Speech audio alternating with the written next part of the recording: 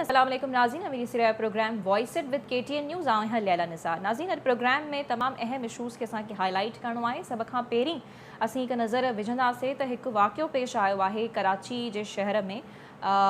उते जेको आहे ॿिनि नौजवाननि खे हिकु अफ़वाह जी बुनियाद ते टॉर्चर कयो वियो आहे।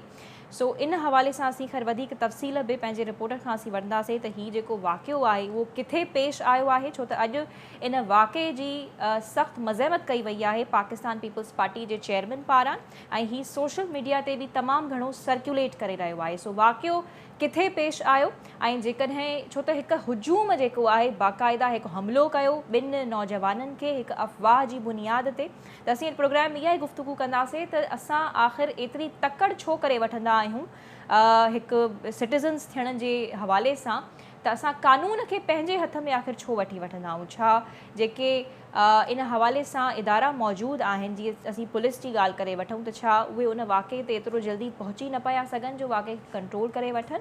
सो इन हवाले सां वधीक असां रिपोर्टर लाइन ते मौजूदु आहे अब्दुल्ला सोलंगी। उन खां पुछंदासीं त हीउ वाक़ियो किथे पेश आयो, कीअं पेश आयो ऐं हाणे हिन वक़्तु हिन वाक़े जा छा अपडेट्स आहिनि उन वटि। अस्सलाम वालेकुम अब्दुल्ला। वालेकुम मैडम। जी अब्दुल्ला, हीउ वाक़ियो जेको आहे ॿिनि नौजवाननि खे टॉर्चर कयो वियो आहे जेके हिकु टेलीकम्युनिकेशन कंपनी जा मुलाज़िम हुया। कहिड़ी बुनियाद ते टॉर्चर कयो वियो हुयो ऐं हिन वक़्त ताईं छा अपडेट्स आहिनि, हीउ वाक़ियो किथे पेश आयो? जी बिल्कुल लैला, ही वाक़ियो दारस्थानी जी हद आहे मच्छर कॉलोनी जेके न्यारी में जेकरे चइजे इलाइक़ो आहे ऐं आख़िरी छड़ो आहे, बिल्कुल उन में का वधारो थींदो त ही डाक्स कॉलोनी वारे जेके डाक्स थाणो आहे उन जे हद में मच्छर कॉलोनी वारो इलाइक़ो जिथे अक्सर तव्हांखे ख़बरुनि में ईंदो हूंदो त हिते मंशियात फरोश तमामु घणा पकड़जंदा आहिनि, पुलिस हिते घणियूं कार्रवायूं थींदियूं आहिनि ऐं ईअं खणी चइजे त उते जेके रिहायशी माण्हू आहिनि उन्हनि जे घर में जेकॾहिं हर 3 घर में ही जेके मंशियात फरोश या मंशियात ठाहिण वारी मावा गुटखा ठाहिण वारी फैक्ट्री क़ाइमु कयल हुजे त हिन में का वाधारो न हूंदो। इन मच्छर कॉलोनी में गुज़िरियल ॾींहुं 11:30 बजे जेको असांखे इतला मिलिया त उते मासूम ॿारनि खे अगवा करण लाइ ॿ जेके जवाबदार आया आहिनि, अगवाकार आया आहिनि, जिन खे जेको आहे शहरनि पकिड़े करे तशदुद कयो आहे। अहिड़े वाक़े खां पोइ असां जॾहिं पुलिस सां राब्तो कयोसीं त छा मामिलो आहे, त उन्हनि ॿुधायो त बकौल उतां जे रवासिन जो त हीअ अगवाकार हुया जेके ॿारनि खे अगवा करण आया हुया। उन खां पोइ जेको आहे उन्हनि खे रवासिन उतां जे इलाइक़े वासिन जेको आहे गिरफ़्तार पकिड़े वरितो आहे। उन खां पोइ उन्हनि ते तशदुद कयो आहे ऐं एतिरो त सख़्तु तशदुद जो तव्हां फुटेज ॾिसण न सघंदव। उन खां पोइ जेकॾहिं जांच जॾहिं शुरू थी ख़बर पई त उहे अगवाकार न हुया, उहे हिकु जेका टेलीकॉम कंपनी जा मुलाज़िम हुआ जेके शिकायत ते विया त फलाणे इलाइक़े में मच्छर कॉलोनी जी फलाणी घटी खां वठी फलाणी घटी ताईं जेको सिग्नल आहे उन नेटवर्क जो उहो न पियो अचे ऐं उहो सिग्नल वीक पिया थियनि। तंहिं करे हिन इंजीनियर खे पंहिंजे ड्राइवर समेत मोकिलियो वियो हुयो त उहा जेकी शिकायत आहे शहरनि जी उते रवासिन जी उहा हल कई वञे। जीअं उते उहे पहुता आहिनि उन खां पोइ उते जेको माहौल हिकिड़ो अहिड़ो क्रिएट थियल आहे, छाकाणि त उते तव्हांखे हर माण्हू जेको आहे सो मशकूक ऐं शकी नज़र ईंदो। सो हाणे हू ॿई जेके जवाबदार आहिनि पंहिंजी ज़िंदगी विञाए वेठा आहिनि, दुरुस्त? बिल्कुल बिल्कुल ठीक है, यानी टॉर्चर उन टाइम ही एतिरो तशद्दुद थियो, छो त ये क्लिप्स भी जेके सर्कुलेट करे रहियूं आहिनि सोशल मीडिया ते तमामु ॾिसण लाइक़ कोन आहे, ॾिसण जहिड़ियूं न आहिनि, दिलि माण्हू नथो झले सघे। पर माण्हुनि आख़िर कानून खे हथ में छो वठी वरितो, भले अगरि उन्हनि जी ग़लती बि हुई या जेकॾहिं शहरनि वटि का अफ़वाह वारी ख़बर बि हुई त हू पुलिस में वञी करे रिपोर्ट करे सघनि पिया। बिल्कुल इहा ई ॻाल्हि आहे त उतां जे इलाइक़े वासियुनि ही कानून पंहिंजे हथ में खणी ऐं एतिरा इंता पसंदी में अंधा थी पिया जो हुननि खे इहा ख़बर न पई ऐं ख़ासि तौर ते जॾहिं उतां जे हिकिड़े मस्जिद में वेठल हिकिड़ो पेशवा हुयो, उनखे जॾहिं शिकायत कई वई त उन्हनि खे चयो अंदरि अचो ऐं अंदरि अचण खां पोइ जॾहिं उते अंदरि विया त मस्जिद ते 50 खां 70 माण्हू उते ॿाहिरि आया जॾहिं बकौल पुलिस जी, त उन्हनि खे वरी मस्जिद खां ॿाहिरि कढी करे तशदुद कयो। पर इहो त बेरहमान तशदुद ऐं जेको बेदर्दी सां जेको तशदुद थियल आहे, अवां जेको आहे सो कंहिं जंगल जी ॻाल्हि जीअं गुज़िरियल ॾींहं खां वठी KTN न्यूज़ में हली रहियो आहे त जंगल जो कानून, बिल्कुल हिन में को शक न हूंदो त जंगल में बि जेकॾहिं का बला मिलंदी, को नाग मिलंदो, उनखे ईअं चिथियो न वेंदो जीअं हिननि खे जेको आहे इन खां पोइ तव्हां छा इन ॻाल्हि खे कंफर्म कयो या जेकी इन्वेस्टिगेशन हली रही आहे त छा उहे वाकई में जेको आहे ही जे अफ़वाह जी बुनियाद ते उन हुजूम उन्हनि ते हमिलो कयो, टॉर्चर करे वरी क़तल बि करे छॾियो, त छा जंहिं अफ़वाह जी बुनियाद ते कनि पिया, छा इन हवाले सां तव्हां पोइ कंफर्मेशन हासिल कई त वाकई में हू इन हवाले सां इन नियत सां आया हुया उन एरिया में? न न बिल्कुल इहा कंफर्मेशन थी वई हुई उन टाइम ई कंफर्मेशन थी वई जॾहिं हुन ते इल्ज़ाम लॻो त हुननि पंहिंजा लैपटॉप खणी ॾेखारिया पंहिंजी कंपनी जा कार्ड ॾेखारिया ऐं कंपनी सां राब्तो कराए वियो इलाइक़े वासियुनि खे ॿुधायो वियो त असां फलाणी कंपनी खां जेका आया आहियूं तव्हांजे इलाइक़े में जेके सिग्नल घटि था अचनि पिया असां उन्हनि खे ठीकु करण आहियूं तव्हांजी शिकायत ते आया आहियूं। हाँ उन्हनि जे बावजूदि हुननि खे चयो न तव्हां जेके ॿिनि छोकिरनि खे जेके नंढा मासूम भॻा हुया असल में मामलो ईअं थियो आहे लेला मां तव्हांखे ॿुधायां त उते जेके हिननि वटि लैपटॉप हुयो ऐं कुझु डिवाइस टेक्निकल डिवाइस आहिनि जेके सिग्नल चेक कंदियूं आहिनि ऐं उहे सर्किल में जेको आहे हिकु ॿ जेके घिटियूं आहिनि उन में चेक कंदा आहिनि त उते आहे न आहे उते स्टॉप करे जीअं बीठा हुया त उते उन्हनि ॿारनि ॾिठो ऐं ॿार डप खां भॼी विया ऐं उन्हनि चयो त जेको आहे माण्हू आहिनि केरु जेको आहे अननोन माण्हू आहिनि त उन्हनि ते जेके उतां जा माण्हू रहवासी हुआ उन्हनि सम्झो त हीअ ॿारनि खे अॻवा था कनि ऐं ॿार फलाणा ॿार जेको आहे भॻा पिया वञनि उन शक जे बुनियाद ते हुननि अची हुन सां जहिड़ो कयो लैपटॉप्स उन भी खां उन्हनि पोइ वटां मामलो मौसूल थिया आहिनि लैपटॉप्स भी मौसूल थिया आहिनि उन्हनि वटां हाणे बि बिल्कुल मां उहो फुटेज कल्ह खां वठी केतिरनि हलंदा पिया त जेके लैपटॉप आहे हुन सां गॾु डिवाइस आहे टेक्निकल डिवाइस आहे हुन सां गॾु हुननि जी जेकी पंहिंजी इंजीनियरिंग जी केप आहे उहा केप ऐं उन सां गॾो गॾु जेको शूज़ हूंदा आहिनि इंजीनियरनि वटि उहे बिल्कुलु उन्हनि मां सॼो सामान बरामद थियो आहे ऐं उन्हनि जा कार्ड मौजूदु आहिनि पुलिस मूजिबि त असां जॾहिं उन्हनि जा सामान ॾिठोसीं त पियो त हीउ सामान जॾहिं तव्हां वटि मौजूदु आहे त उनजे बावजूदि तव्हां जेको आहे उन्हनि तशदुद कीअं कयो आहे। अच्छा उन खां अलावा लेला तव्हांखे इहा ख़बर हूंदी त हीअ जेकी गाॾी हुई उन्हनि जी उहा गाॾी खे उन्हनि एतिरी त भॼन करण खां पोइ केतिरा ई मेल ॿार कढी उते ॿाहिरि साड़े छॾी आहे ऐं तव्हां हिन जा चहिरा तव्हां ॾिसंदव तव्हांखे बिल्कुलु ख़ौफ़नाक वारी सूरत नज़र ईंदी त हुननि जी सॼे जिस्म चहिरनि में जेके आहे न उहो गोश्त ऐं मांस रहियो न उहो लड़के पियो हींअर जॾहिं गुज़िरियल ॾींहुं उन्हनि जा वारिस ते पहुता अच्छा जंहिं वक़्तु ऐं वारिसनि हीउ वाक़ियो पेश अची रहियो हुयो छो त अहिड़ा वाक़िया असीं माज़ी में बि ॾिठा आहिनि जीअं प्रियंका कुमार जो वाक़ियो थियो हुयो उन वक़्तु बि ख़ैर जेके बि फैक्ट्स हुया पर ज़ाहिर असां कंहिं शहरी खे ईअं क़तल त न पिया करे सघूं न त हीउ जेको वाक़ियो पेश आयो आहे तव्हां वटि आवाज़ अचे पियो अब्दुल्ला जी हीउ जेको वाक़ियो पेश आयो आहे त उन टाइम छा कंहिं बि पुलिस खे रिपोर्ट न कयो त हिते जेको आहे चलो जेकॾहिं उहे चोर हुया बि त छा कंहिं कॉल करण जी इहा हिमत न कई त को पुलिस खे इंफॉर्म करे त हिते चलो ॿ चोर अची विया आहिनि तव्हां फ़ौरन सां अची वठो या माण्हुनि जो हुजूम जेको आहे उन्हनि ते हमलावर थी वियो आहे। ॾिसो हुते पुलिस हमेशह जेको आहे छापा इन लाइ पुलिस अलॻि आहिनि पर हुते पुलिस मौजूदु हुई ऑलरेडी उहा पुलिस ॿ पुलिस एहलकार हुते मौजूदु आहे हिकु घिटी जिते हीउ वाक़ियो थियो आहे हुन में ॿी घिटी में पोलियो टीम सां गॾु ॿ पुलिस एहलकार मौजूदु आहे जीअं हुननि वाक़ियो ॿुधो आहे हुते पुलिस पहुती आहे ऐं पुलिस एहलकार हुते बचाइण जी कोशिशि कनि पिया जॾहिं त उन्हनि वाक़े थियण खां बाद में ई हुते पहुती आहे जॾहिं हू बाक़ाइदा जेको आहे हुननि खे टॉर्चर कयो वियो हुयो वाक़े थियण खां बाद में बि तव्हांजी ॻाल्हि सही था चओ दुरुस्त आहे त उहा पुलिस पहुती न आहे जेकी हुते थाणे जी पुलिस पहुचणी हुई ही त एहलकार उहे हूंदा जेके रिजर्व पुलिस वारा हूंदा आहिनि उन्हनि खे सिक्योरिटी लाइ ॾींदा आहिनि। अब्दुल्ला असीं ॻाल्हि ॿोल कयूं था कुझु ॿिया महिमान विया आहिनि उन्हनि जो बि नाज़रीन सां तारुफ़ कराईंदी हलां पई मियां अज़ीम फॉर्मर MP नून लीग सां ताल्लुक़ रखनि पिया। अस्सलाम वालेकुम मियां साहब बहुत शुक्रिया आपके वक्त आपसे भी इसी वाले से बातचीत होगी हमारी ऐं ॿिए तरफ़ मूंखे सोशल एक्टिविस्ट आहिनि मिर्ज़ा ज़ियाउल इस्लाम साहब उन्हनि भी वीडियो लिंक के ज़रिए मूंखे जॉइन कयो आहे। अस्सलाम वालेकुम मिर्ज़ा साहब आपके वक्त का भी बहुत बहुत शुक्रिया।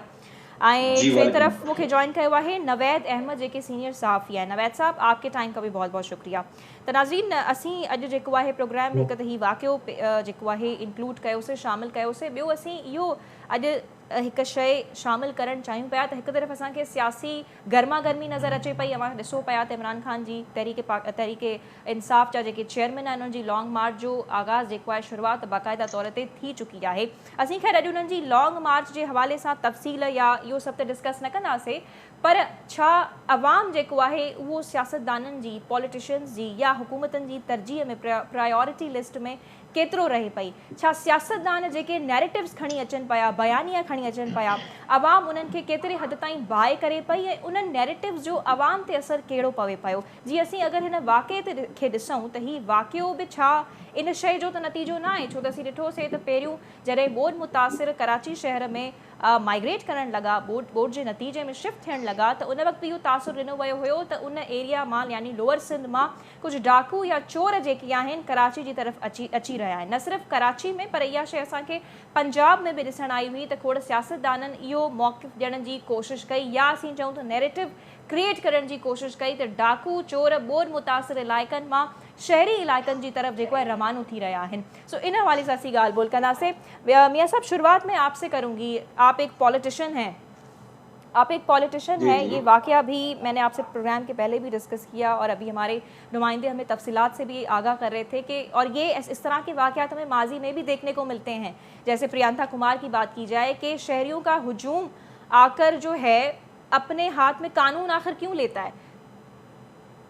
देखें, इस वक्त जो पूरे पाकिस्तान के अंदर एक बदकिस्मती हमारी ये है कि आप देखें किसी भी अदारे में चले जाएं, जो जो जिम्मेदार ऑफिसर हजरात हैं और हम सियासी जो लोग हैं, इन सब ने अपने मीडिया सोशल मीडिया के ऊपर ये देखते रहते हैं और टीवी चैनल वगैरह को देखते हैं। जब कोई कोई वकूआ हो जाता है तो फिर ये एक्शन की तरफ जाते हैं। अफसोस। बात ये है कि कोई जो अदारे हैं वो अदारे प्रॉपर तरीके से जिस जिस अदारे की जो जिम्मेदारी है वो अपनी जिम्मेदारी प्रॉपर तरीके से नहीं निभा रहा। मैं आपको इसकी एक मिसाल देता हूं। आप अदालतों में जाएं, अदालतों में आप देखें कि एक एक जज के पास सिविल कोर्ट में आप चले जाएं, 100 150 केस लगा हुआ है। लोग अदालतों में इंसाफ के लिए क्यों जाते हैं? इंसाफ के लिए इसलिए जाते हैं कि अदारे प्रॉपर काम नहीं करते। अब पुलिस का आप महकमा ले लें, पुलिस के महकमे के अंदर देखें, हम हमारा सियासत से ताल्लुक है, लेकिन बहुत सारी ऐसी चीजें हैं जो को कानून साजी के अंदर भी अभी हमें बहुत सारी कानून साजी की जरूरत है। हमें अभी पाकिस्तान के अंदर आप देखें कि सोशल मीडिया के अंदर जितना लोगों के जो मामलात हाईलाइट होते हैं, तो उन मामलात को ही हल करने की तरफ अदारे भी जाते हैं और सियासी लोग भी जाते हैं। बात यह है कि इदारे ठीक है, जो यानी हमारे आपको इदारों की हर कोताही नजर आ रही है कि यहाँ पे इदारे जो है वो अपना काम करते हुए आपको नजर नहीं आ रहे, लेकिन अगेन जी ये बिल्कुल बिल्कुल, पहला ये वाकया कोई नहीं है। कहने वाली बात नहीं है। और ठीक है। ये कहना कि जी लोग देखें, जिस एरिया के अंदर एक पुलिस स्टेशन है, उस पुलिस स्टेशन की जिम्मेदारी बनती है कि सही। वहां पे जो पुलिस स्टेशन बना हुआ है, वो पुलिस स्टेशन के अंदर कौन कौन सी आबादी है, कौन कौन से लोग रहते हैं, कौन किस किस मजहब से ताल्लुक रखने वाले लोग हैं, क्या उनका बिजनेसमैन कौन है, बकायदा उनके पास एक लिस्टें मौजूद होती हैं और उनकी अपनी एक इंटेलिजेंस, एक इंफॉर्मेशन के लोग होते हैं जो उनको बताते रहते हैं।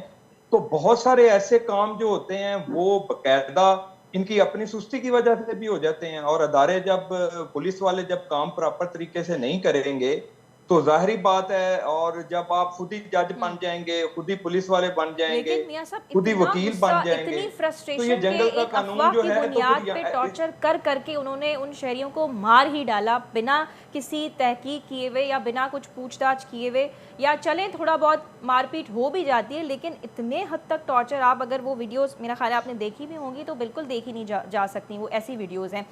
नवेद साहब मैंने आप जी देखी जी और मैंने बंद कर दी। आप यकीन बिल्कुल करें, मुझसे तो देखी नहीं गई, मैंने तो वो बंद कर दी उसी वक्त, सही और मैंने वो तो प्रॉपर देखी भी नहीं है। सही दुरुस्त। अच्छा मुझे नवेद। तो ये सियालकोट वाला आप वकूआ देख लें, सियालकोट वाला जो हुआ था वो क्या हुआ था। सही दुरुस्त। एक देखें, इस तरह के वकूए पाकिस्तान में और भी बहुत सारे होते हैं, लेकिन फिक्र इस जी, बात की इसी है कि अफ़सोस, क्या यही कानून। अफ़सोस हो रहा है कि ये पहला वाक़या नहीं है और ये ऐसे बहुत सारे वाक़यात हो चुके हैं। प्रियंका कुमार की मिसाल भी हमारे सामने है।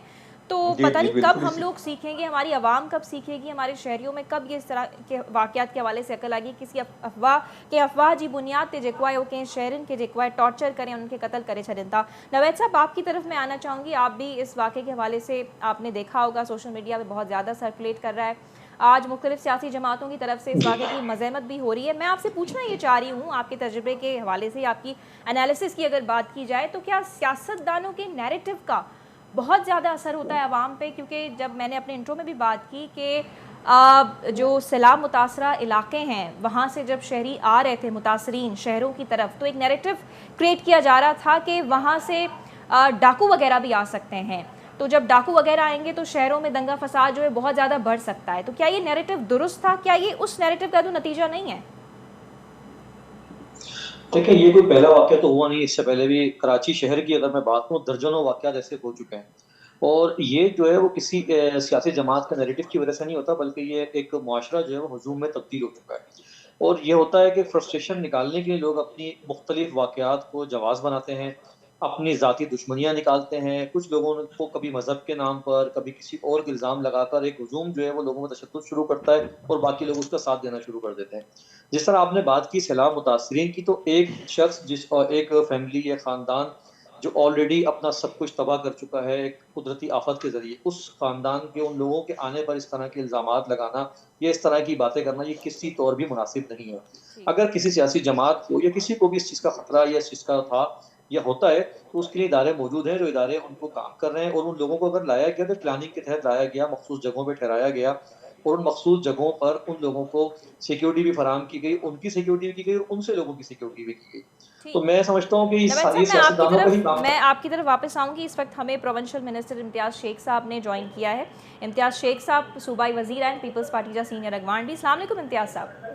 वालेकुम सलाम। Imtiaz sahab, thank you for taking the time out. Imtiaz sahab, ये जेको वाक़ियो पेश आयो आहे, अॼु जेको आहे बिलावल साहब पाण इन वाक़े जी मज़म्मत कई आहे, कंडेम कयो आहे। अहिड़ा वाक़िया असांखे माज़ी में बि ॾिसण जे लाइ मिलनि पिया, त हीउ वाक़ियो तव्हांजी नज़र में छो पेश आयो? असांजा शहरी आख़िर कानून खे पंहिंजे हथ में छो वठनि पिया? ऐं उते पुलिस स्टेशन वेझो हुजण बावजूद बि पुलिस उते उन टाइम ते पहुती कोन्हे। मां बिल्कुलु हुनजी मज़म्मत थो कयां। निहायत ई क़ाबिल मज़म्मत वाक़ियो आहे। ईअं कंहिंखे बि कानून हथ में खणण जी इजाज़त न आहे, न हुअणु खपे, ऐं न ई कंहिं मौज़े माशरनि में ईअं थींदो आहे। हीउ ॾाढो हिकिड़ो मतिलबु जेतिरो हुनजी मज़म्मत कजे, जेतिरो हुनखे तनक़ीद कजे, ओतिरी घटि आहे। ऐं हीउ जेको इन करे बि थियो आहे जो असांजे माशरे में हिकिड़ो अदम बर्दाश्त सूरत थी वई आहे, हिकिड़ी जुनूनियत वधी वई आहे माण्हुनि में। मतिलबु माण्हू उहे फ़ैसिला कनि था जेके हुकूमत खे मतिलबु कानून जे रखवालनि खे करणु खपनि। हीउ हिकिड़ो अफ़सोसनाक वाक़ियो, पर इहो पाकिस्तान में पहिरियों वाक़ियो कोन थियो आहे। तव्हांखे यादि हूंदो पिशावर वग़ैरह में अहिड़ा वाक़िया थिया हुया, ऐं प्लस होॾे मुंहिंजो फैसलाबाद में शायदि अहिड़ो वाक़ियो थियो हुयो जंहिंखे श्रीलंकन खे जी हा। त इहे अहिड़ा वाक़िया असां वटि थींदा रहनि था। हिकिड़ो पूरे असांजी सोसाइटी में, पाकिस्तान जी हिकिड़ी सोसाइटी में इहा अदम बर्दाश्त जी सूरत अची वई आहे। हिकिड़ी मां सम्झां थो त हिकिड़ो जज़्बातियत वधी वई आहे, ऐं मतिलबु अदम हिक ॿिए खे बर्दाश्त जो मौज़ो वधी वियो आहे।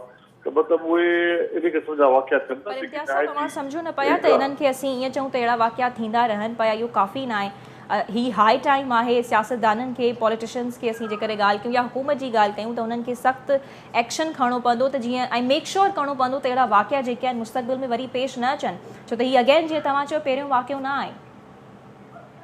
बिल्कुलु तव्हांजी ॻाल्हि सही आहे, ऐं असां गवर्नमेंट जो वधीक फर्ज़ु आहे ॿियनि पार्टियुनि जे बनिस्बत, छो जो गवर्नमेंट वॾी इख़्तियार हूंदो आहे करे, ऐं गवर्नमेंट कार्रवाई कंदी, लाज़मी कंदी हिन ते। ऐं हिन में तव्हां ॾिसंदव त कार्रवाई थींदी नज़र ईंदी तव्हांखे। कॾहिं बि मतिलबु हिन सूरत हाल में असांजी पाकिस्तान पीपुल्स पार्टी हिन शइ खे कॾहिं बि मतिलबु इनकरेज न कयो आहे अहिड़नि वाक़ियनि खे। तव्हां पर अफ़सोस जी ॻाल्हि इहा आहे त असांजी पॉलिटिकल पार्टियूं कनि थियूं, ऐं हाणे ई ताज़ो तव्हां ॾिसो तहरीक इंसाफ़ जो जेको रवैयो आहे, इमरान ख़ान जो रवैयो आहे, ईअं ॿिया बि माण्हू आहिनि जेके मतिलबु इन क़िस्म जी ॻाल्हि कंदा। इन पॉइंट जी तरफ़ अचां पई इम्तियाज़ साहब, असां सम्झो पिया त सियासतदाननि जो नैरेटिव जेको आहे अवाम तमामु घणो सीरियस वठे पई, ऐं उन नैरेटिव जो असर बि पवे पियो। असीं जेकॾहिं ॻाल्हि कयूं ॿोॾि जे दौरान जॾहिं कुझु मुतासिर शहरी इलाइक़नि में रवानो थियनि पिया, त तॾहिं बि सियासतदाननि पारां हिकु नैरेटिव ठाहिण जी कोशिशि कई वई त हू डाकू या चोर थी सघनि था, ऐं शहरी इलाइक़नि में क्राइम जो रेट वधी सघे पियो। अवां सम्झो पिया त इहो नैरेटिव अहिड़नि सिचुएशन में ठाहिण सियासतदाननि जे पारां दुरुस्त ॻाल्हि हुई? बिल्कुलु ग़लति नैरेटिव आहे। ॾिसो सिंध वारा जेके मुसीबत में हुया, जॾहिं हुननि खे बारिश बरसातियुनि जी तबाहदारी जे करे हिते अचणु चाहिनि था। सिंध कराची असांजो दारुल हुकूमत आहे, असांजो हिसो आहे सिंध जो। हे कंहिंजे वॾनि जी जागीर न आहे जो कंहिंखे हिते असांखे रोकण लाइ अचण खां रोके, ऐं न ई हिननि जे चवण ते असां रुकिजी सघंदासीं। आया माण्हू आया हिते रहिया पिया आहिनि, रहंदा, ऐं कुझु माण्हू वरी वापसि हलिया वेंदा जेके आहिनि। ऐं अगरि को मुस्तक़िल बि रहणु चाहे थो त ज़रूरु रहे, छो न रहे। मतिलबु कराची असांजो हेडक्वार्टर आहे, असांजो दारुल हुकूमत आहे, असांजो शहर आहे जिते कारोबारी एक्टिविटीज़ आहिनि, ऐं हुनमें सभिनी जो हिसो आहे। असां पूरे मुल्क मां माण्हू हिते अचनि था, रहनि था, त सिंध खे केरु थो रोके सघे। पर वियो आहे अहिड़ा माण्हू ॿ टे लीडर अहिड़ा हुया जिन हिन क़िस्म जो तर्सबाना बयानात ॾिना जेके क़ाबिल मज़म्मत आहिनि, ऐं असां उन वक़्तु बि मां मज़म्मत कई हिननि जी, ऐं असां चयोसीं त सिंधियुनि खे केरु बि नथो रोके सघे। इहे सिलसिला जेके आहिनि, मतिलबु ॾिसो न, हाणे बि इमरान ख़ान इहा ई ॻाल्हि थो करे, 24 कलाक मार धाड़ जी ॻाल्हियूं, लाशनि जूं ॻाल्हियूं।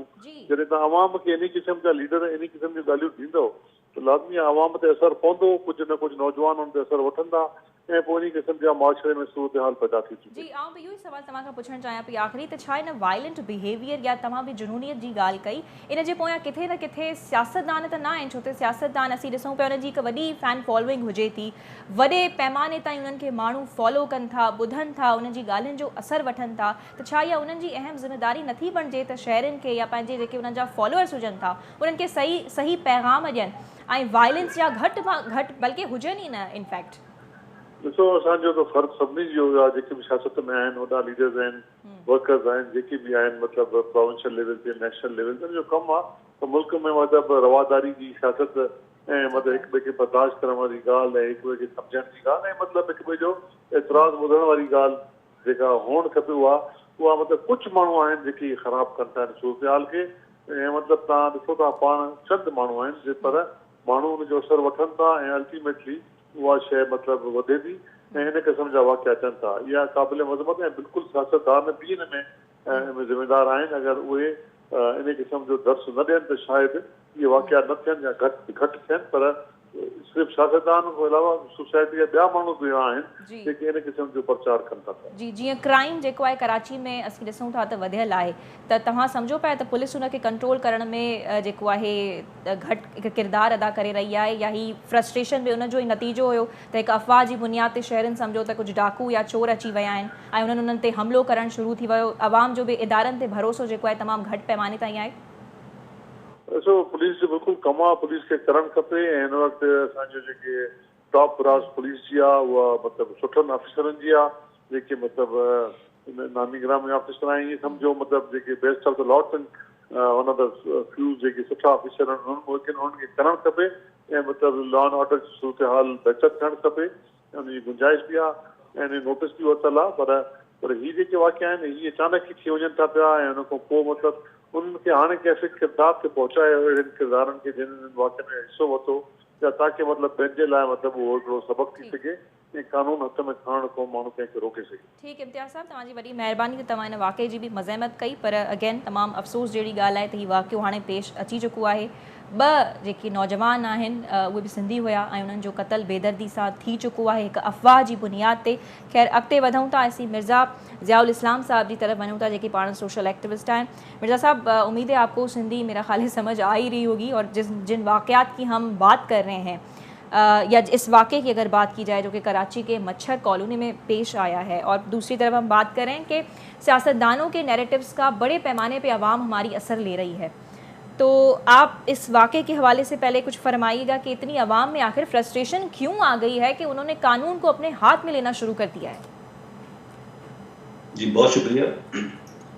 जहाँ तक मेरा ख्याल है अगर हम माजी में देखें जो बहुत सारे वाक़यात हमारे माशरे में रूनुमा हुए हैं तो किसी जो लोग मुलव्वस थे उन वाक़यात में अगर उनको सज़ा मिलती या मिली होती तो यकीनन उसके बाद ये वाक़यात कम होते और ना होते। बल्कि सियालकोट का आप जिक्र कर रहे हैं, सियालकोट में 2 वाक़यात हुए हैं, एक वो श्रीलंकन वाला और फिर एक वो 2 भाइयों वाला। जी 2 हकीकी भाई को बिल्कुल कितनी बेदर्दी से उनको टॉर्चर करके कत्ल किया गया था। दोनों हकीकी भाइयों को और वो दोनों भी बेटे थे उनके, उनको भी मतलब इसी तरह एक हजूम ने इकट्ठे होकर किया। और ये जो कराची वाला वाक़या हुआ है मेरे ख्याल में जहाँ तक ये मियाँ साहब फरमा रहे हैं कि पुलिस की जिम्मेदारी होती है, यकीनन पुलिस की जिम्मेदारी है। मेरे ख्याल में पुलिस के साथ साथ जो हमारी हर टाउन में सोसाइटी में माशरे के अंदर वो शहर कराची शहर है वहाँ पे हर दूसरा शहरी जो है जिम्मेदार है। आपका यूनियन काउंसिल का स्ट्रक्चर है, आपकी लोकल इंसामिया मौजूद है, आपकी 15 है। अगर कोई आपको खदशा है, कोई ऐसी शक शुबहात हुई है तो आप वहाँ पे कॉल करें सबसे पहले, क्योंकि ये लोग हैं हमें ये गलतफहमी ये इनकी ये हरकत थी, आप कॉल करें। मेरे ख्याल है 15 की एक बेहतरीन सर्विस है, अगले 5, 7, 10 मिनट में वो लोग आ जाते हैं, उनको पकड़ लेते हैं। आप उनको अगर मार ही रहे हैं, मारना ही चाह रहे हैं तो उनको जो जिसे कहते हैं हाथ से 2 चार लगाएं और पकड़ लें, रोक लें, उनको बांध लें। आप इतने लोग हैं तो ये जो किसी की जान लेना जो है ना ये बहुत ही बड़ा जुल्म है, बहुत जुल्म हुआ और मेरे ख्याल में इनको इबरत सजा मिलनी चाहिए। सही है, ठीक है, लेकिन आवाम का भरोसा जो है, मैं आपकी तरफ आना चाहूँगी। नवैद साहब आप अपनी बात पहले खैर मुकम्मल भी आप करना चाहें तो कर सकते हैं, जब हम पहले बात कर रहे थे, लेकिन मैं आपसे यही जानना चाहूँगी कि आवाम में क्या अभी शऊर की कमी होती जा रही है और ये जो फ्रस्ट्रेशन बढ़ रही है, मेरा आज का पॉइंट भी यही है, आखिर इसके पीछे क्या सबब है, क्यों हो रहा है ये सब, इतनी वायलेंस, देखिए, इतना क्राइम क्यों? फ्रस्ट्रेशन बढ़ने की जो वजूहात हैं वो जिस तरह आपने कहा कि सियासी जमातों का नैरेटिव, सियासी जमातों ने हमेशा माजी में ही होता है और दुनिया भर में भी होता है कि सियासी जमातें जो हैं वो अपने लोगों का, अवाम की तरबियत करती हैं, अवाम को बताती हैं क्या सही है और क्या गलत है।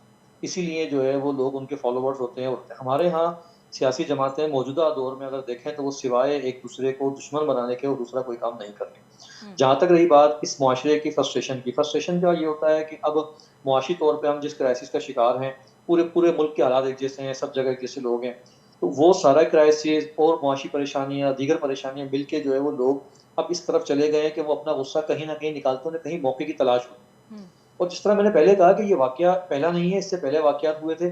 और बात वही है कि अगर इस हजूम को एक बार सजा दे दी जाए, एक बार इसके खिलाफ कोई सख्त एक्शन ले लिया जाए, तो लोग आइंदा इस तरह की हरकत करने से गुरेज करेंगे। उन्हें एहसास होगा कि अगर हमने ऐसा कोई काम किया तो हम पकड़े जा सकते हैं, हमें सजा मिल सकती है। सही क्योंकि बात है। इस तरह के वाकयात के पीछे जो है वो कोई प्लानिंग नहीं होती, ये बस जस्ट ऐसे ही होता है कि किसी ने एक आवाज लगाई और एक आवाज सुन के लोग आते हैं और अपने अपने हिस्से के जो है वो 2-2 3-3 लोग मारना शुरू करते हैं। वो सामने वाला चाहे वो बेगुनाह हो चाहे गुनाहगार हो। और इनफैक्ट नवैद साहब, अब तो मैं भी इस तरह के वाकयात विटनेस करती हूँ कि जो सोसाइटीज़ यहाँ पे शहरी इलाकों में बनी हुई है, थोड़ी सी बात भी अगर हो जाती है तो डंडे लेके और पता नहीं क्या क्या लेकर लोग जो है आ जाते हैं लड़ने के लिए। तो जैसे आपने फरमाया कि सियासतदानों को सियासत के साथ साथ तरबियत करना पड़ेगी। मियाँ साहब, आपकी तरफ आना चाहूँगी। दुरुस्त फरमा रहे हैं नवैद साहब कि सियासतदानों की इतनी बड़ी फॉलोइंग होती है, फॉलोअर्स उनको सुनते हैं, उनके नैरेटिव्स को बाय करते हैं, तो क्या उन्हें भी थोड़ा सा मोहतात होने की ज़रूरत है? देखिए, मैं तो आपको ये बताना चाहता हूँ कि पाकिस्तान के अंदर नहीं, पूरी दुनिया के अंदर तमाम किसी भी मज़हब के साथ किसी का ताल्लुक हो या किसी अदारे के साथ, किसी पार्टी के साथ, इन सब मैं तो अक्सर ये दोस्तों को भी ये कहता रहता हूँ मुख्तलिफ महफिलों में भी बैठ के कि सबसे बड़ा जो मज़हब है वो इंसानियत का मज़हब। बिल्कुल, इंसानियत से बड़ा मज़हब कोई नहीं। सही। यहाँ पे पाकिस्तान में हो क्या रहा है? पाकिस्तान में जो जिस पार्टी का बंदा है वो अपने झंडे के ऊपर बात करता है, जो जिस फिरके का बंदा है वो अपने फिरके की बात करता है, अपने मजहब की बात करता है। मुझे आप ये बताएं कि क्या आप एज ए मुसलमान या आप किसी भी दुनिया के अंदर किसी भी बंदे का किसी भी मजहब के साथ ताल्लुक हो, तो तमाम मजहब आप उठा के देख लें कि जहाँ पे बहुत सारी ऐसी कॉमन चीजें मौजूद हैं कि जो सिर्फ और सिर्फ इंसानियत की बात करते हैं। कोई ऐसा मजहब नहीं है कि जो इंसानियत का इस तरह जुल्म करने की इजाजत दे। कोई ऐसा मजहब नहीं है, कोई ऐसी पार्टी नहीं है, कोई ऐसा अदारा नहीं है। लेकिन जरूरत इस वक्त इस बात की है, जो हमारे उलमा हजरात हैं, जो मस्जिदों में बैठे हुए हैं, जो हमारे कायदीन हैं, जो पार्टियों के सरबराह हैं, जो हमारे हुक्मरान बैठे हुए हैं, इन सबको सबसे ज्यादा जरूरियत इंसानियत के दर्स देने की है। जब आप इंसानियत का दर्स देंगे तो फिर आप एक कौम बनेंगे, फिर आप अपने मुल्क के लिए सोच सकते हैं, आप अपने भाइयों के लिए, आप अपने मोहल्लेदारों के लिए सोच सकते हैं। आपके अंदर इंसानियत ही नहीं है, आप जब जानवर बन जाएंगे तो आप इंसान की उसके ऊपर तवक्को कैसे रखेंगे? अच्छा, तो और यहाँ पे पे जरूरत, जैसे आपने भी इदारों की बात की और वहाँ पे किसी ने ये ठीक नहीं समझा कि पुलिस को कॉल की जाए या पुलिस तक कोई आवाज नहीं, क्योंकि हमारे रिपोर्टर ने ये बात कही कि पिछली गली में एक स्टेशन था। इसकी इन्वेस्टिगेशन होनी चाहिए। बिल्कुल वहां पे 15 पे कॉल हुई होगी और ये कोई ऐसा पॉइंट हमारे सामने अभी तक आया नहीं है। क्या किसी मोहल्लेदार ने, किसी बंदे ने, वहां पे कोई भी 15 पे कॉल कर सकता था और ये कॉल भी हुई होगी। सही है, हाँ, बिल्कुल इन्वेस्टिगेशन चल रही है तो यकीनन ये फैक्ट्स आहिस्ता आहिस्ता सामने आते जाएंगे। लेकिन क्या मज़ाहमत करना सियासतदानों की तरफ से, हुक्मरानों की तरफ से काफ़ी है? और अभी हम देख रहे हैं कि पुलिस बड़ा एक्टिव लगी पड़ी है। डीआईजी की बात कर लें, डीआईजी साउथ की, या एसएसपी की बात करें, मैंने उनसे रब्ता करने की भी कोशिश की लेकिन वो उनकी इन्हीं हवाले से मीटिंग चल रही थी तो उन्होंने टाइम देने से इनकार कर दिया। तो मज़ाहमत काफ़ी है इस तरह के वाक़यात में, इतनी शिद्दत पसंदी, इतनी फ्रस्ट्रेशन। मज़ाहमत क्या किरदार अदा करती है? मज़ाहमत हम लोग कर लेंगे लेकिन उसके बाद वाक़यात फिर होते रहेंगे। वाकयात होने के बाद अगर कोई रिएक्शन आता है या कोई एक्शन होता है तो ये तो इसी बात का तो रोना है पूरे मुल्क के अंदर। जब कोई वाकया हो जाता है, कोई वकुआ हो जाता है तो उसके बाद सारे अदारे एक्टिव हो जाते हैं जी। तो उससे पहले बहुत सारे ऐसे मामलात होते हैं जो माशरे को आगे लेके जाना होता है।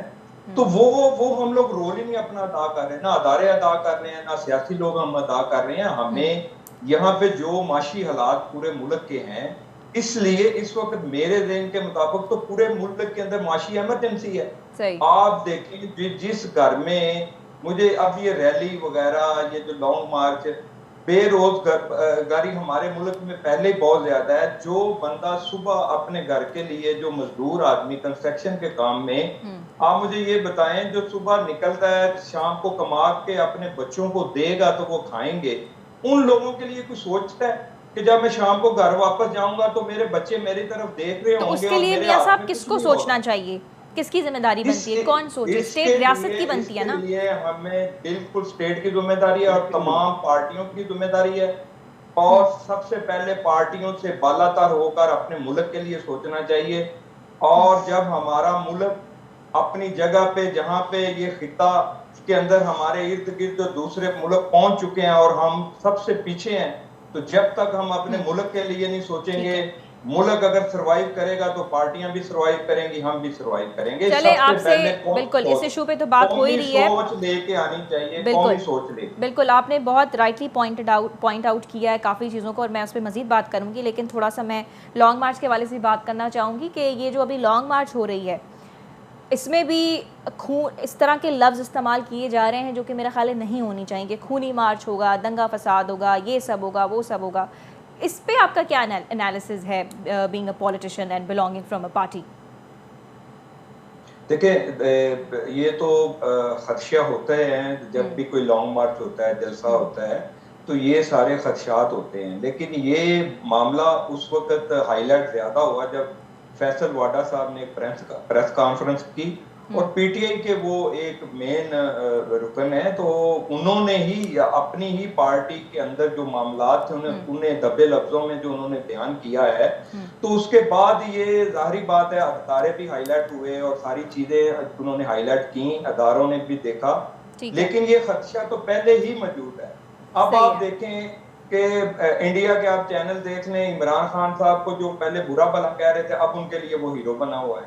अच्छा। उनके जो मकासद, लेकिन देखिए ना, नून लीग की तरफ से भी तो रिएक्शन आ रहा है ना कि अगर इमरान खान ने चढ़ाई की इस्लामाबाद पे तो सख्त किस्म का रिएक्शन आ सकता है। जो हमारे राना सनाउल्लाह साहब है, वफाकी वजीर, वो ये कह रहे थे। तो यानी कहीं ना कहीं वायलेंस हमें हर सियासी पार्टी में ज़रूर नज़र आती है। मैं मियां साहब आपकी तरफ आऊँगी, लेकिन चूँकि हमारे साथ दूसरे मेहमान भी हैं तो मैं उनकी तरफ भी जाना चाहूँगी। नवैद साहब हैं हमारे साथ। अच्छा मिर्ज़ा साहब, आपकी तरफ मैं आना चाहूँगी। मैं जैसे मियां साहब ने भी बड़ा राइटली पॉइंट आउट किया कि जो असल मसाइल हैं अवाम की तरफ, एक वो भी वजह है कि उनमें फ्रस्ट्रेशन पैदा हो रही है। अवाम चाह रही है कि बिजली की कीमतें कम हो, अवाम चाह रही है कि पेट्रोल की कीमतें नीचे आ जाएं, अवाम चाह रही है जो हमारा सैलरीड क्लास तबका है उनकी सैलरीज़ में इजाफा किया जाए। अभी सिर्फ जो बिल्कुल ही गरीब हैं, सिर्फ वही नहीं, लेकिन जो हमारा लोअर मिडिल क्लास तबका है या मिडिल क्लास तबका है, वो भी बहुत ज़्यादा अफेक्टेड है आजकल की परेशानियों से, जिसमें उनके अखराजात पूरे नहीं हो रहे हैं। तो क्या आपको लग रहा है कि हमारे सियासतदान जो है अपने ज़ाती मफादात में ज़्यादा और आवाम की परेशानियों में कम तवज्जो दे रहे हैं? जी, इसमें तो कोई शक नहीं है। अच्छा, बहुत कॉन्फिडेंटली आपने दो टोक जवाब दे दिया। दुरुस्त, ठीक है जी। नहीं, कोई शक नहीं है। 3 दहाइयों से कम से कम, पिछली 3 दहाइयों से जो लोग इक़्तिदार में होते हैं वो सिर्फ अपने ज़ाती मफाद और अपने पार्टी के मफाद की बात करते हैं। ठीक है, और मफादात की जंग लड़ते होते हैं। तो अभी तो ये बिजनेस बन चुका हुआ है। लेकिन जैसे इमरान खान साहब कह रहे हैं कि जो मैं ये मार्च कर रहा हूँ वो अपने ज़ाती मफादात के लिए नहीं है। अभी ये जो लॉन्ग मार्च हो रहा है, इसका क्या असर पड़ने वाला है अवाम पर, जैसे हम अभी नैरेटिव की बात कर रहे थे? जी जी। नहीं, ये गलतफहमी, ये ज़ाती मफाद के लिए है, ये कोई हकीकी आज़ादी नहीं है। हम आज़ाद हैं, ठीक है। हमारे अल्हम्दुलिल्लाह सारे फैसले जो हैं, जो इंटरनल हैं, पाकिस्तान के फैसले पाकिस्तान में होते हैं, जो इंटरनेशनल लेवल के होते हैं, बैनुल-अक़वामी होते हैं, वो बैनुल-अक़वामी सतह पे होते हैं यकीनन। अभी ये जो लॉन्ग मार्च कर रहे हैं, इनको हरगिज़ नहीं करना चाहिए था, क्योंकि इमरान खान साहब ने अपने दौरे इक़्तिदार में खुद एतराफ़ किया है कि मुझे अच्छी टीम नहीं मिली, मुझे अच्छी टीम नहीं मिली, और मुआशी सूरत हाल जो है ना वो बड़ी अच्छी नहीं थी जब मुझे इक़्तिदार मिला है, ठीक है।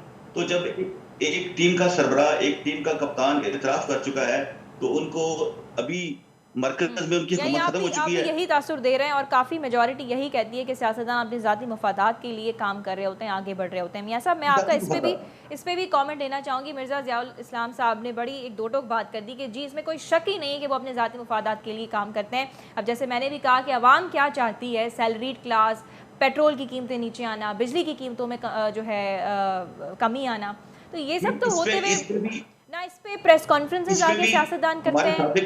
जी, साबिक वजीर आजम जो है ना, वो 2-3 बातें कह चुके हैं कि मुझे समझ नहीं आती महंगाई ठीक कैसे होगी। एक बात उन्होंने ये कही है, फिर दूसरी बात उन्होंने कही है कि महंगाई ठीक करना मेरा काम नहीं है। अच्छा, ठीक है, तो हुकूमतों की जिम्मेदारी फिर क्या होती है? जो आपके मुल्क के वफाक में या सूबों में जो हुकूमतें बनती हैं, उन्हें फिर करना क्या होता है?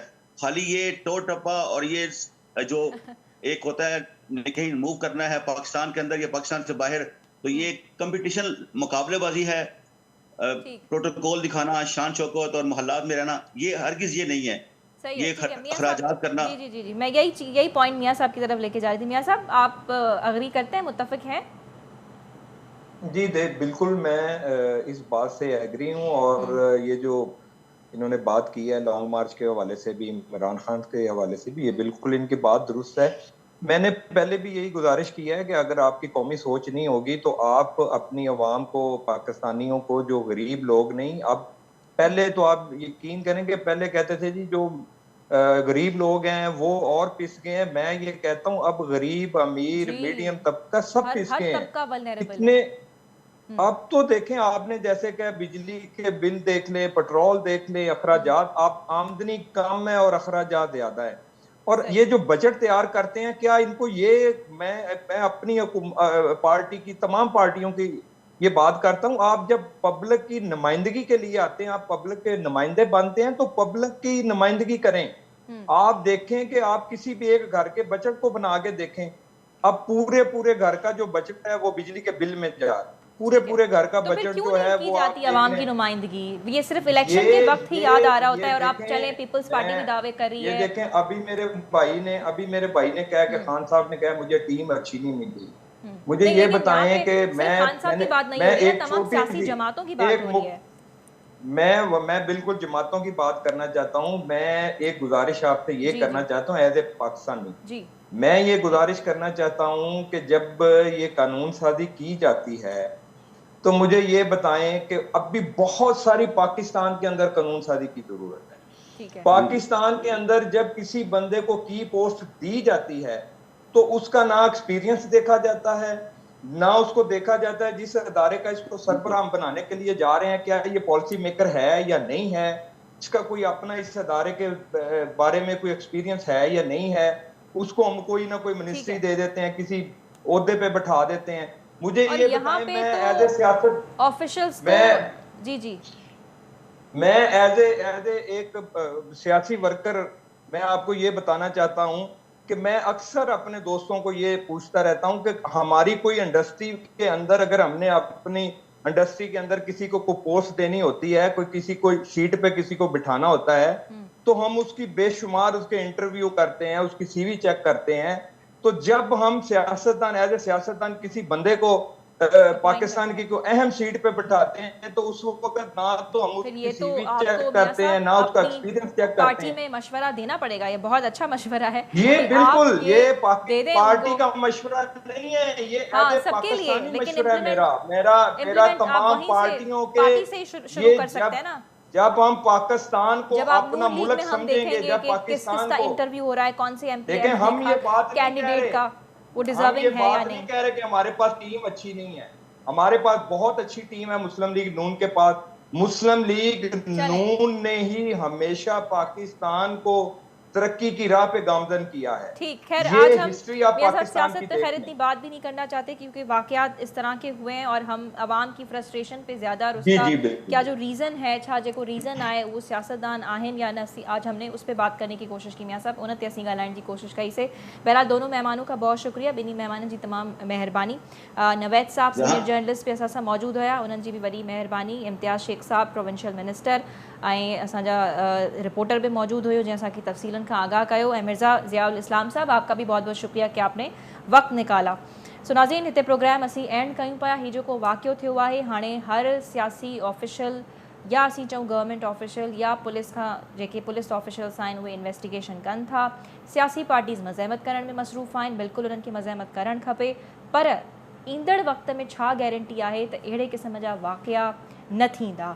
छा असांजूं सियासी पार्टीज़ या असांजा जेके इदारा आहिनि जंहिंमें पुलिस ख़ासि करे शामिलु आहे, जेकॾहिं असीं अहिड़े क़िस्म जे क्राइम जी ॻाल्हि कयूं त हू घटि करण में या उन ते क़ाबू पाइण में केतिरो जेको आहे कामयाबु रही सघे थी? ऐं अवाम जे भरोसे जी बि असीं ॻाल्हि कईसीं त छा जेको अवाम जो भरोसो आहे उहो हाणे इदारनि ते एतिरो न रहियो आहे जो हुननि कानूननि खे पंहिंजे हथ में खणी वठणु शुरू करे छॾियो आहे? सो बहरहाल अफ़सोसनाक वाक़ियो पेश आयो ऐं असीं अवाम जेको आहे सियासतदाननि जे नैरेटिव जो केतिरो असरु वठे थी उन ते बि ॻाल्हि कईसीं। ऐं इन वाक़े जी जेतोणीक ॻाल्हि कयूं त इहो निचोड़ निकितो त कन्विक्शन रेट यानी सज़ा जेको आहे उहा जेकॾहिं ॾिनी वेंदी त शायदि अहिड़ा वाक़िया न पेश अचनि। ऐं ॿियो, मुल्क जी स्टेबिलिटी जंहिंमें मईशत वधि खां वधि अचे थी त मईशत सुधरजंदी ऐं माण्हुनि जा हालात बहितर थींदा त शायदि इहा फ्रस्ट्रेशन असांजी आवाम मां ख़तमु थी सघे थी। इजाज़त ॾींदा, इंशाअल्लाह मुलाक़ात थींदी ईंदड़ हफ़्ते हिकु नए मौज़ू सां गॾु।